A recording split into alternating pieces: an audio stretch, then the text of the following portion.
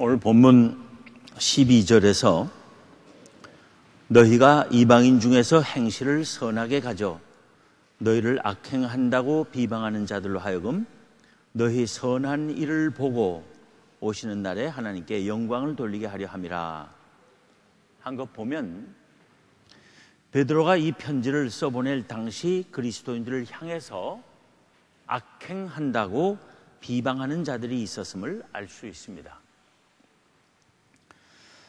그런 상황에서 베드로는 그저 그리스도인들이 행실을 선하게 하고 착한 일들을 많이 하는 것이 하나님께 영광이 돌려지게 하는 길임을 가르친 것입니다.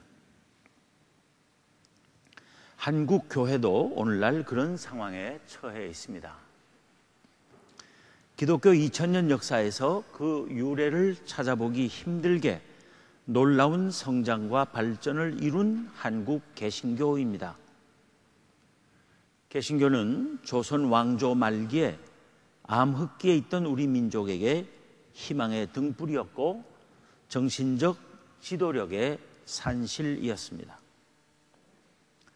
교회는 오늘날까지도 국가가 다 감당하지 못하는 수많은 구제사업과 사회사업과 교육사업을 담당해 왔습니다. 그럼에도 불구하고 개신교는 오늘날 사회로부터 냉대를 받고 인터넷상에서 반기독교 세력들로부터 돌팔매를 맞고 있습니다. 우리는 그 적대적인 세력들과 맞서 싸우려 할 것이 아니라 우리가 더 힘써야 할 것이 무엇인지를 깊이 생각하고 실천해야 하겠습니다.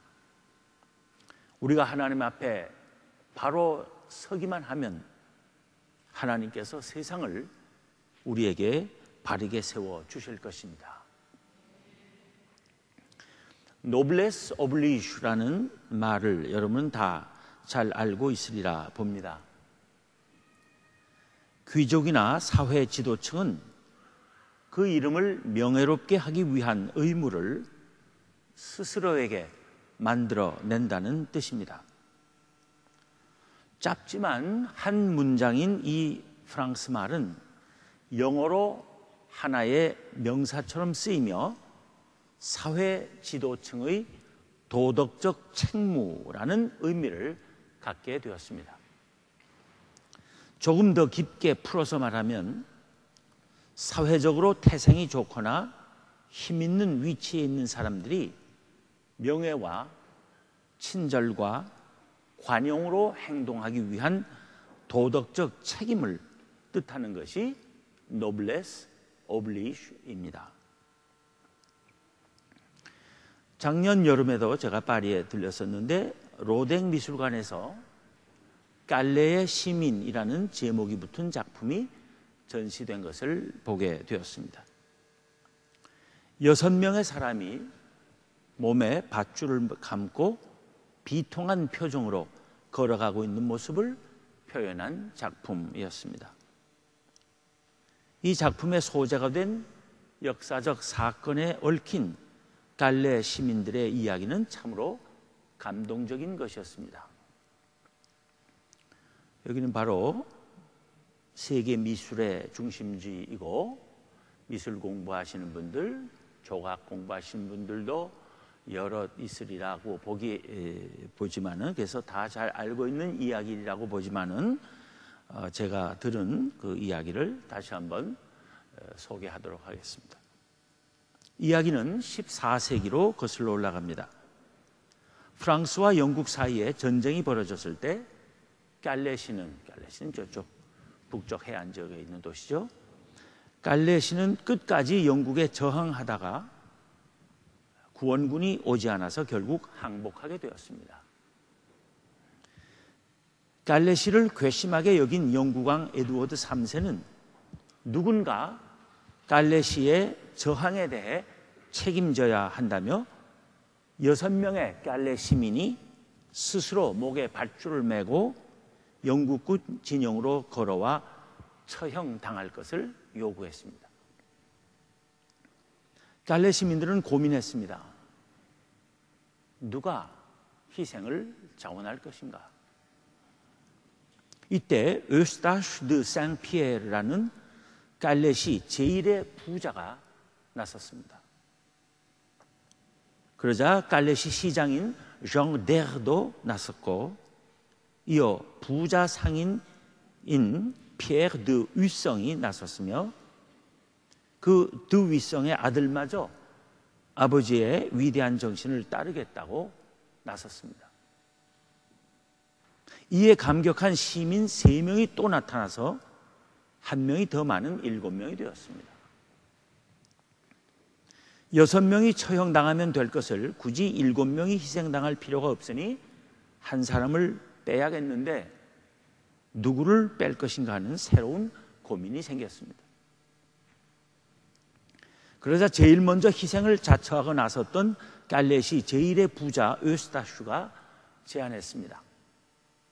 제비를 뽑는다면 인간인 이상 행운을 바라게 될 수 있을 것이니 내일 아침 처형장에 제일 늦게 나오는 사람을 빼자고 한 것입니다.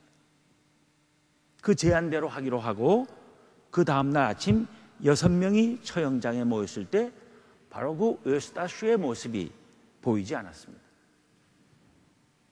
이상하게 생각한 시민들이 그의 집으로 달려갔을 때 그는 이미 자살한 시체로 변해 있었습니다.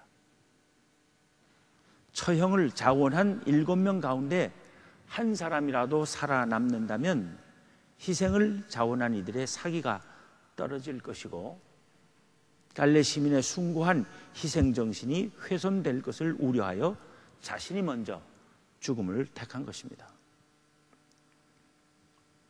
이 사실을 안 영국 왕비가 크게 감동을 받아 에드워드 3세에게 갈렛 시민에게 자비를 베풀 것을 애원했습니다.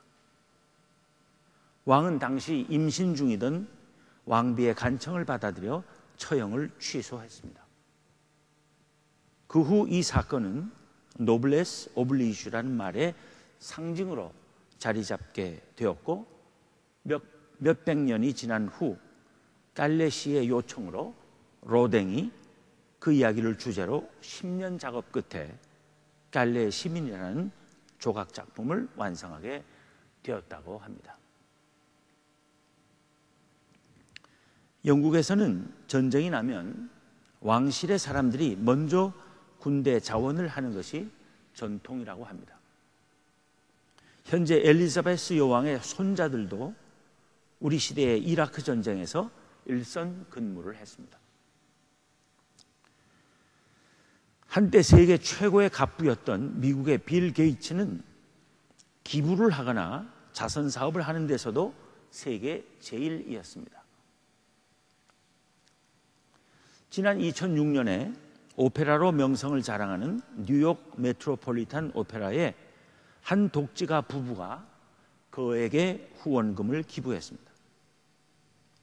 오페라를 보고 싶지만 호주머니 사정이 좋지 않아 보지 못하는 사람들을 위해 매일 200명이 원래 $100에서 $200 이상 하는 1층 좌석 입장권을 단돈 $20에 살 수 있게 하기 위한 기부였다고 합니다. 그래서 많은 사람들이 싼 값으로 최고의 오페라를 감상할 수 있게 되었다고 합니다. 그 후에 최근에 그 부부는 또다시 $250만 더 내놓아서 평일뿐 아니라 주말에도 $25에 오페라를 관람할 수 있게 했답니다. 이것들은 노블레스 오블리주의 좋은 예들입니다. 그런데 요즘 우리나라는 어떻습니까? 고위 공직자들로 지명을 받은 사람들이 국회 청문회에서 탈세, 위장 전입, 자녀 군 복무 면제 등 온갖 떳떳하지 못한 일들로 낙마하는가 하면 이제는 아예 망신당할까 봐 줄줄이 고위 공직을 사양하는 바람에 대통령이 장관 하나 임명하기가 매우 힘들어졌습니다. 이런 우리의 현실을 보며 우리나라가 더 발전하기 위해서 가장 시급하게 확립해야 할 것이 이 노블레스 오블리주라는 생각이라고 여겨집니다. 고상함이라는 본 뜻의 노블레스는 왕족이나 귀족 같은 고귀한 신분을 가진 사람들을 집단적으로 지칭하는 말이기도 합니다. 그런데 생각해 보면 우리 그리스도인들보다 더 귀한 신분의 사람들은 없다고 해야 할 것입니다. 왜냐하면 우리는 만왕의 왕이신 예수 그리스도와 연합한 사람들이고 그의 제자들이며 하나님의 자녀이고 하나님 나라의 백성이기 때문입니다. 우리보다 더 노블한 사람은 없습니다. 그렇다면 우리에게도 노블레스 오블리주처럼 도덕적 책무가 주어져 있습니다. 노블레스 오블리주는 도덕적 책임입니다. 법적 책임이 아닙니다. 법적으로 안 해도 될 일을 스스로에게 의무로 부과하는 것입니다. 노블레스 오블리주를 지키지 않는다고 법적으로 제재할 길은 없습니다. 그러나 그에 따른 도덕적 비판은 더욱 거세질 수 있습니다. 요즘 교회가 사회로부터 신뢰를 받지 못하는 것은 바로 교인들이, 그리스도인들이 하나님으로부터 받은 그 최고의 신분에 걸맞는 도덕적, 사회적 책임을 망각한 데서 비롯된 것이 아닐까 하는 생각을 합니다. 하나님의 자녀들이면 최고로 존귀한 신분인데도 불구하고 거기에 걸맞는 노블레스 오블리주를 보여주지 못하고 있기 때문입니다. 오늘날 우리 그리스도인들에게서 요구되는 노블레스 오블리주가 무엇이겠습니까? 우선 정직과 섬김이라고 봅니다. 한국의 그리스도인들이 다시금 국민들로부터, 사회로부터 사랑과 신뢰와 존경을 회복하기 위해서 가장 힘써 실천할 것이 정직과 섬김입니다. 우리 그리스도인들은 그리스도를 증언하도록 부르심을 받은 사람들입니다. 우리의 삶이 그리스도의 향기를 풍겨야 합니다. 그런데 우리가 언제 어디서나 매사에 정직하지 않고 섬길 줄 몰라가지고는 그리스도의 증인들이 될 수 없을 것입니다. 정직과 섬김을 힘씀으로써 하나님께 영광을 돌려야 할 것입니다. 예수님께서 뭐라고 말씀하셨습니까? 그들로, 세상 사람들로 하여금 너희 착한 행실을 보고 하늘에 계신 너희 아버지께 영광을 돌리게 하라 하셨습니다. 정직과 섬김의 정신을 성실히 실천하여 수많은 사람들이